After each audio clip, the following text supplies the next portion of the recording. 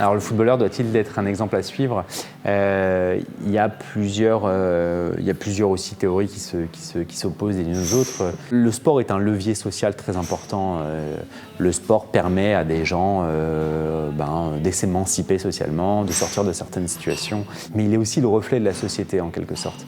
Le sportif devient un exemple dans la société dans laquelle il se trouve. On pourrait penser que voilà, la réussite, par exemple aujourd'hui je pense de George Weah au Libéria qui devient président, le nombre de sportifs qui endossent après des rôles à la fois politiques et sociétaux très importants, montre que finalement ils peuvent être aussi par leur parcours des exemples à suivre. Bien évidemment, il ne dirigera jamais tout seul, mais il y a aussi l'idée que il va emmener des gens autour de lui qui vont être motivés par cette star qui a aussi à faire rêver les foules. Il y a une dimension émotionnelle très importante cathartique. Grâce à lui, il nous a fait rêver et finalement on prolonge ce rêve dans autre chose que la sphère sportive, plutôt dans une sphère politique. Donc en quelque sorte, il devient un exemple.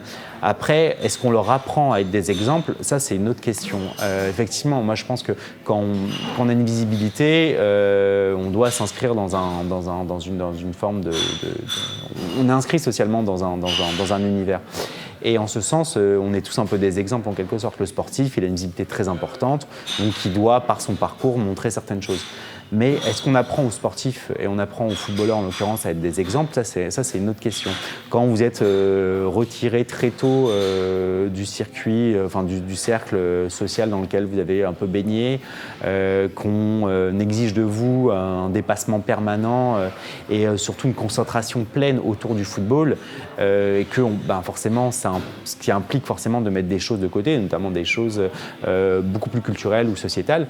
Est-ce que finalement, quand on arrive à entrer dans une carrière, est-ce qu'on est armé justement pour répondre à une forme d'exigence morale?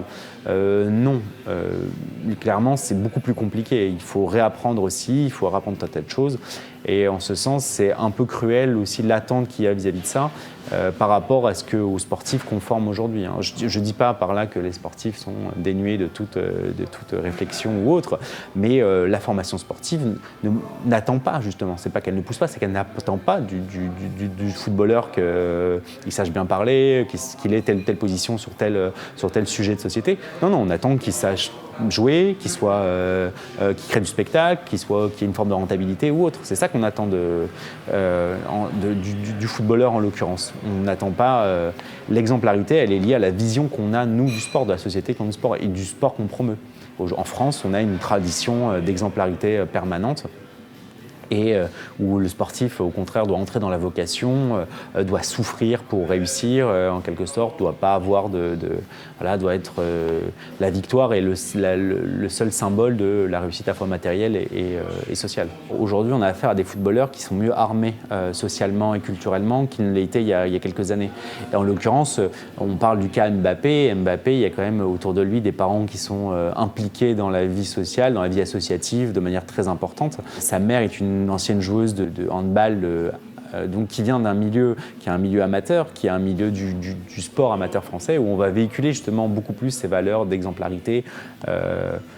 Et donc lui, il va être imprégné de ça. Mais si Mbappé, le problème, il est surtout qu'en fait, qu'Mbappé fasse ça, c'est très bien. Que Matuidi fasse ça, il n'y a aucun souci, c'est très bien. Et on ne les pousse pas forcément à faire ça. Ils le font de même parce qu'ils ont une conscience politique ou autre.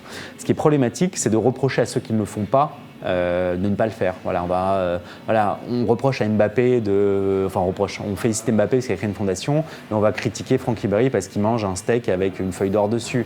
C'est l'ambivalence de ce problème-là, alors que logiquement, tout le monde est censé être libre de faire ce qu'il veut, et ces gens-là, c'est des footballeurs. Après, ils sont pas armés de la même manière pour répondre aux mêmes exigences. Et c'est ça le problème aujourd'hui qu'on a, c'est qu'on a une vision du sportif qui doit en permanence donner l'exemple, mais on les prépare pas à ça. Et il y a d'autres facteurs qui rentrent en jeu qui font qu'eux-mêmes vont investir les sphères. Mais voilà, si vous passez votre vie de centre de formation en centre de formation avec l'objectif de réussir et dans une culture où on ne vous apprend pas ce genre de choses-là, il y a de grandes chances que vous ne faites pas non plus nécessairement. Donc il y a aussi une dimension sociale très importante qu'on ne prend pas en considération. Qui fait que finalement on va surtout fustiger de manière assez violente ceux qui ne le font pas, ce qui n'est pas normal. Eh les mecs, vous cognez sur des plus petits que vous ? Hein ? Ça a l'air vachement cool. Je peux jouer avec vous ? Et s'il te plaît, tu peux me donner du feu ? Ouais, tiens, voilà. Qui t'es, toi ? Qui je suis ? Je m'appelle Doraemon et je suis le boss de la bande de Santama.